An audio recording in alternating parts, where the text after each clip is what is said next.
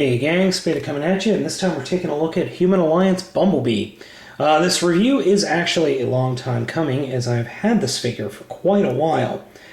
I just haven't gotten around to reviewing it yet, and considering I was in Target the other day and there were 3 different Human Alliance figures, I thought I should probably get this review done. So here's the little Sam Witwicky figure that comes with Human Alliance Bumblebee, and he actually has, for a figure this size, a crazy amount of detail and articulation. I'm actually really impressed with this, simply because of just, I mean, they got the figure, they got the caricature down exactly. Regardless of what you might think of Shia LaBeouf, or Shave the Buff, or Shia LaBeouf, or Shia LaBeouf, that is definitely his mug there, or a reasonable facsimile thereof. Figure can do a whole thing, can't remember the name of the movie, Poltergeist, yes. Lots of articulation there. He bends, sort of, very Marvel Universe-like, or the recent G.I. Joe figures, which I don't have any of, unfortunately. Legs, pretty articulate. I mean, for a figure of this size, this is very articulate. He's really tiny, though. I mean, really tiny. Here is a Scout Class Air Raid, who's I'm using for scale for a lot of things, because a lot of people have this figure. I mean, he's really tiny. But he can fit inside Bumblebee. One thing you'll notice about, and I found this with most of the Human Alliances, you pop the door, and then you kind of have to slide the door on this, well, he doesn't have it, but Skids and Sideswipe have it. So, with a little finagling, you can get Sam into Bumblebee. There's a peg right there that pegs into his back. Unfortunately, I can never quite get it lined up.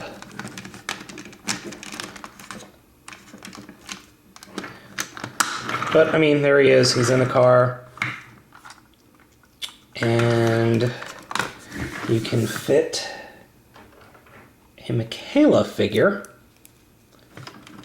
right in there as well. So there we go. 2 humanoid characters in a Bumblebee. Alright, let's get rid of these guys. And let's concentrate on the Bumblebee. Alright. So this is actually a pretty complex transformation, but very ingenious. So starting with the doors open, I like to reach under here and pull off the missiles. You don't have to, but I do. You just kind of unpeg the runners there. And we'll come back here and unpeg the rear of the rear windshield and the rear A-pillar. And then we'll just kind of fold out the legs a little bit, like that. And then this is where it gets interesting. Break the rear of the vehicle apart, and then take the bumpers and pull them out, twist them, and then the rest of the leg just kind of unfolds like that. Maybe I did that a little bit too soon, but oh well. I think they actually go like that. Here we go. Oh, I know I did something wrong. Anyway, take the heel spurs and fold them out thusly.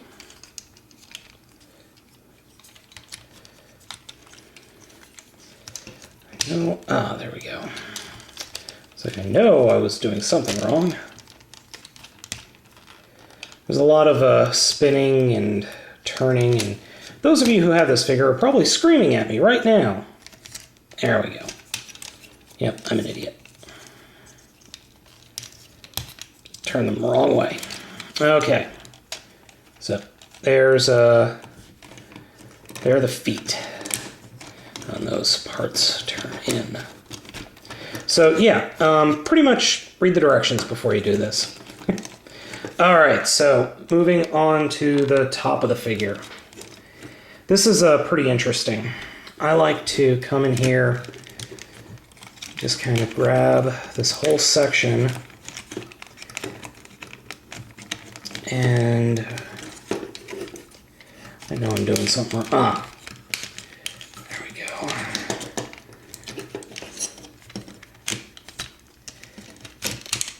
And just kind of have to force things so you get those up, and then you can open the wheels, and then the arms should fold out at this point.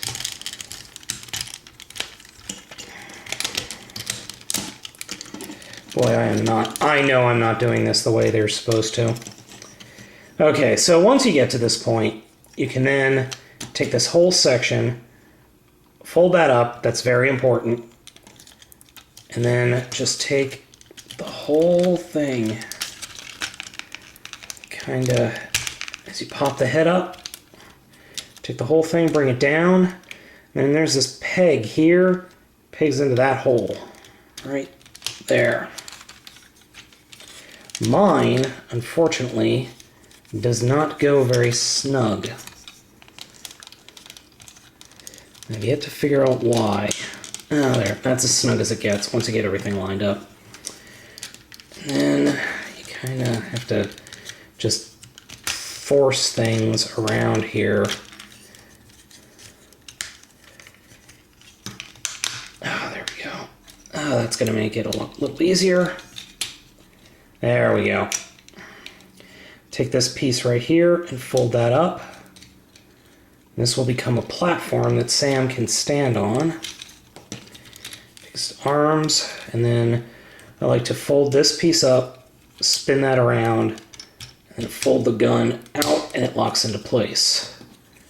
And then with the chair, you can either fold it like that or just keep it the way it is. For this arm, we do the same thing. So we fold the hand out, fold that up, fold that around. And there we have Human Alliance Bumblebee.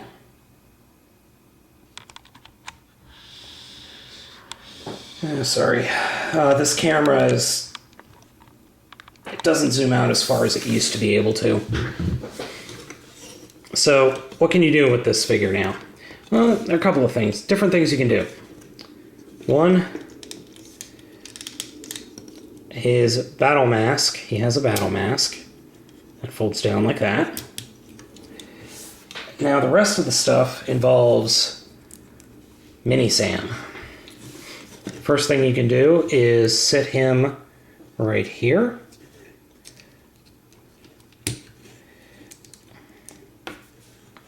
And the missile goes right in there, and it does actually fire pretty well. I just can never remember which, and I just shot it halfway across the room. Great, go me. All right, so there's that. And I actually like to have it so that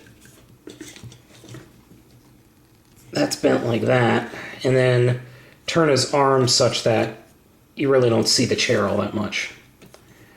So then on this arm,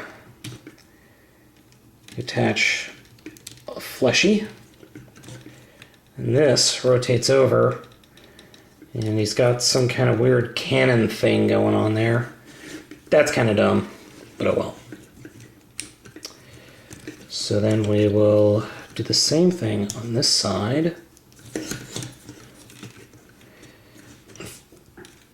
Oh yeah, I forgot that turns. Finally, the last thing he can do is, and I've never been able to get him to stand because the pegs on my Sam, the peg holes are a little small for the pegs, so he can stand back here like that, and then this little thing can rotate up.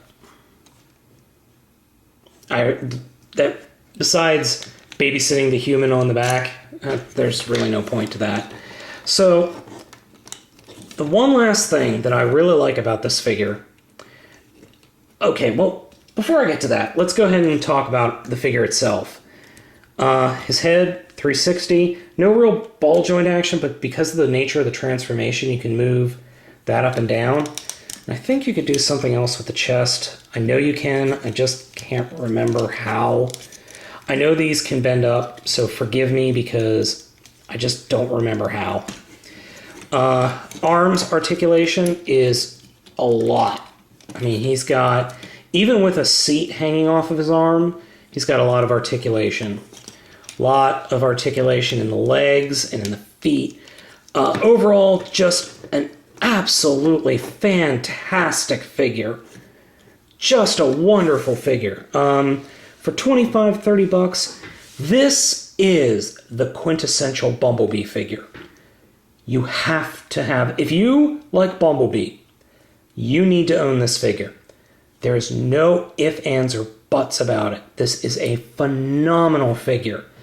This is one of the best figures in the ROTF line, hands down. Now, the one thing that I really, really did enjoy that I discovered with this figure is a pose that I just kind of did by accident. And I had it displayed on my shelf for a while like that. On the back, on his hand, there's a peg. That peg nicely fits in the back of Sam. So what I like to do is hold Sam up like this and point the gun at him. This is how I've displayed the figure. That is how I display Human Alliance Bumblebee. Just like this. I am a sick, sick bastard. But I find this so amusing. Because you just know one day Bumblebee is going to snap. Forget he's an Autobot. And just get ready to blow the living crap out of Sam.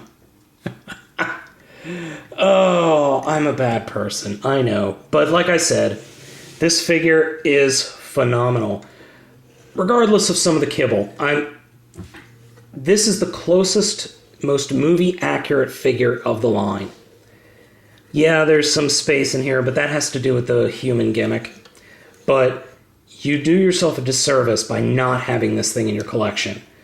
I strongly recommend it. In fact, I can't recommend it enough. This is my favorite figure of the line. Catch you next time.